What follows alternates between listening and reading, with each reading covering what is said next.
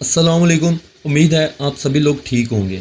इस दुनिया में बहुत सारे कत्ल हुए हैं। किसी को गोली मार के मारा गया, किसी का चाकू से कत्ल किया गया, किसी का गला घोंट कर उसको मार दिया गया। इसी तरह बहुत तरह के तरीके इस्तेमाल किए गए हैं। लेकिन आज की जो कहानी है, ये कहानी सुनने के बाद आप लोग भी सोचने पर मजबूर हो जाएंगे कि एक इंसानी दिमाग किस हद तक सोच सकता है। कहानी है इंडिया के एक इलाके में सूरू की। इसी में सूरू से 55 किलोमीटर दूर एक जगह है बायलूर। इस बायलूर में एक होटल है जिसका नाम है SJRS। इस होटल में 23 अगस्त को दो लोग चेक इन करने के लिए आते हैं। रजिस्टर पर दोनों लिखवाते हैं कि वो दोनों हस्बैंड वाइफ हैं। हस्बैंड का नाम था सिद्धे राजू, उम्र 25 साल, और वाइफ का नाम दर्शिता, उम्र 22 साल। दोनों खुद को हस्बैंड वाइफ कहकर अपना ID देते हैं और होटल में चेक इन कर लेते हैं। चेक इन करने के तकरीबन 2 घंटे बाद सिद्धा राजू अपने रूम से बाहर निकलता है, होटल के रिसेप्शन पर जाता है और स्टाफ से कहता है यहाँ पास में कोई अच्छा सा रेस्टोरेंट है जहाँ से मैं खाना ला सकूँ, क्योंकि ये सिर्फ रूम बुकिंग होटल था, यहाँ पर कोई खाने पीने का इंतज़ाम मौजूद नहीं था।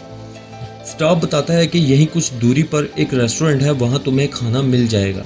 सिद्ध राजू अपनी वाइफ दर्शिता को होटल में छोड़कर खाना लेने चला जाता है।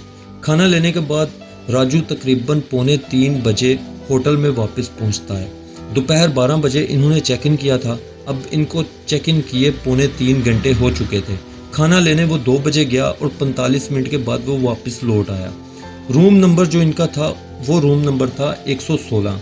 लौटने के बाद राजू अपने रूम 116 की तरफ चला जाता है, लेकिन कुछ देर बाद वो वापस होटल के रिसेप्शन पर वापस आता है। स्टाफ से कहता है कि मेरे रूम का दरवाज़ा बंद है, खुल नहीं रहा। मैंने बेल बजाई लेकिन मेरी वाइफ भी अंदर से कोई रिस्पॉन्स नहीं कर रही।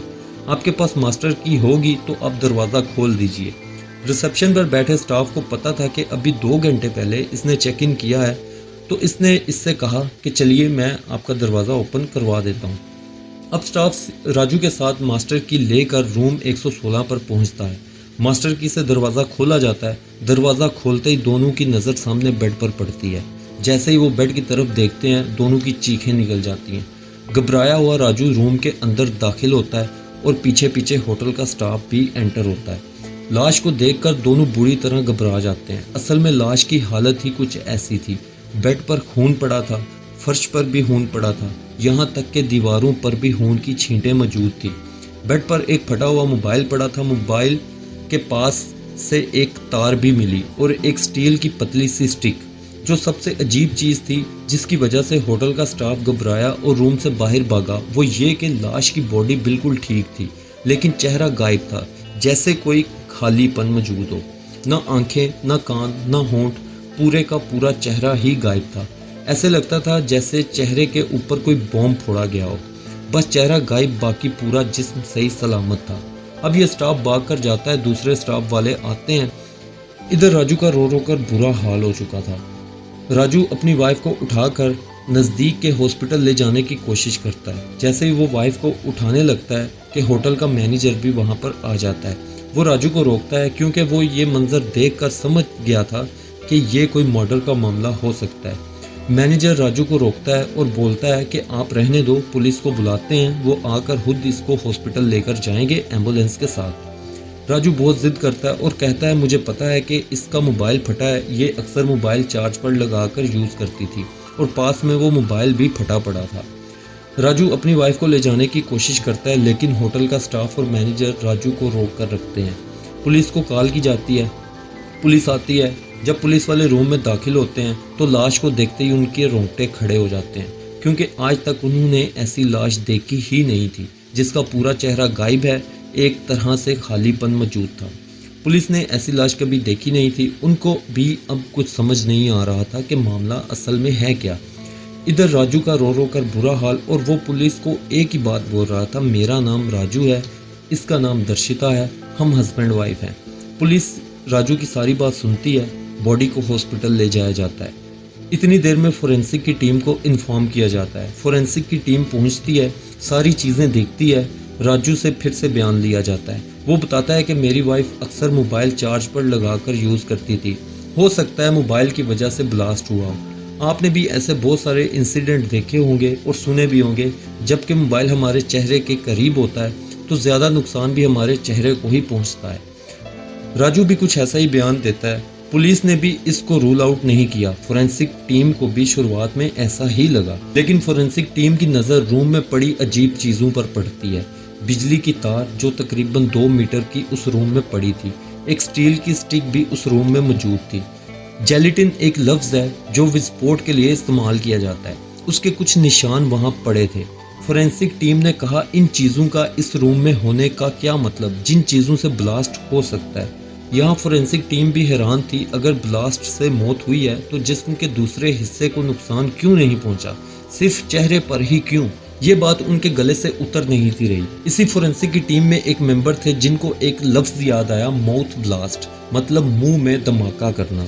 अब एक जिंदा इंसान के मुंह में आप बॉम्ब डालकर धमाका नहीं कर सकते, तो ये कैसे मुमकिन था? इन्वेस्टिगेशन जारी थी। इन्वेस्टिगेशन के बाद अब राजू शक के घेरे में आता है, क्योंकि उसके अलावा तो कोई और रूम में मौजूद नहीं था। और मोबाइल के ब्लास्ट से इस तरह किसी की जान जाना, ये बात फोरेंसिक की टीम के गले से उतर नहीं थी रही। एक एक चीज़ को बारीकी से चेक किया जाता है। सब कुछ देखने के बाद फोरेंसिक की टीम ने पुलिस से बात की। अब पुलिस ने बड़ी तमीज़ से राजू से बात की। कुछ ही देर में राजू अपना सारा सच उगल देता है। उसने बताया कि असल में दर्शिता उसकी वाइफ नहीं है। दर्शिता पहले से शादीशुदा है, उसका एक बच्चा है। दर्शिता की शादी केरल के एक शख्स से हुई थी, लेकिन दर्शिता की शादी से पहले से वो एक दूसरे से प्यार करते थे और एक दूसरे से शादी करना चाहते थे।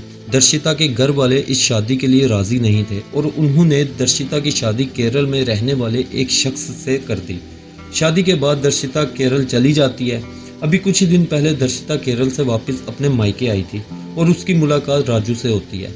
राजू ने दर्शिता से बहुत कहा कि अब काफ़ी वक्त गुजर चुका है, तुम अपने हस्बैंड को छोड़ दो और मुझसे शादी कर लो। दर्शिता राजू को बहुत समझाती है कि ऐसा नहीं हो सकता, मेरा एक बच्चा भी है। राजा ने बहुत बार कोशिश की, लेकिन दर्शिता नहीं मानी। अभी 23 अगस्त के दिन राजा दर्शिता से कहता है कि चलो हम एक मंदिर चलते हैं, एक दिन साथ गुजारते हैं। दर्शिता राजू की बात मान लेती है और घर पर झूठ बोलकर निकलती है कि वो अपनी एक दोस्त से मिलने जा रही है। 23 अगस्त को राजू और दर्शिता SJRS होटल पहुंचते हैं और वहां एक रूम बुक करते हैं। असल में राजू प्लान करके आया था कि अगर दर्शिता मानी तो ठीक, वरना इसका कत्ल कर दूंगा। काफ़ी कोशिश करने के बाद भी जब दर्शिता नहीं मानती तो राजू अपना प्लान भी इस्तेमाल करता है। वो दर्शिता के हाथों बांधता है और उसको बेड पर बेबस लिटा देता है और उसके मुंह में वो बॉम्ब रख देता है और खुद रूम के दूसरे कोने में जाकर मोबाइल से कनेक्टेड बॉम्ब ब्लास्ट कर देता है। ब्लास्ट करने के बाद वो दर्शिता के पास आता है। वो देखता है कि दर्शिता का पूरा चेहरा उड़ चुका था और उसके सांसें थम चुकी थी। ब्लास्ट होने की वजह से रूम में धुआं मौजूद था। वो रूम की खिड़कियां खोलता है और रूम से बाहर निकल जाता है।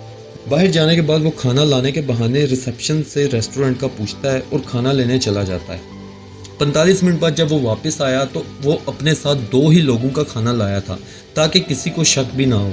ये सारी उसकी प्लानिंग थी, खाना लाना, रिसेप्शन के स्टाफ को अपने साथ मास्टर की के बहाने साथ ले जाना, ताकि वो विटनेस बन सके कि वो राजू के साथ रूम में एंटर हुआ, इन्होंने ये सब कुछ देखा। प्लान तो उसने अपनी तरफ से 100% किया था, लेकिन कहते हैं कत्ल करने वाला कहीं ना कहीं अपना निशान छोड़ देता है। राजू ने भी वैसा ही किया। रूम में स्टील की स्टिक का मिलना, एक तार का मौजूद होना इस बात की गवाही दे रहे थे कि ये जानबूझकर किया गया है। इस वक्त राजू पुलिस की हिरासत में है और कानून जल्द ही इसकी सज़ा का फैसला करेगा। ये थी आज की कहानी। अगर आपने अभी तक मेरा चैनल सब्सक्राइब नहीं किया तो मेरा चैनल सब्सक्राइब कर दें। अपनी पसंद की कहानियाँ कमेंट सेक्शन में आप बता सकते हैं। अपना बहुत सारा ख्याल रखें। अल्लाह हाफ़िज़।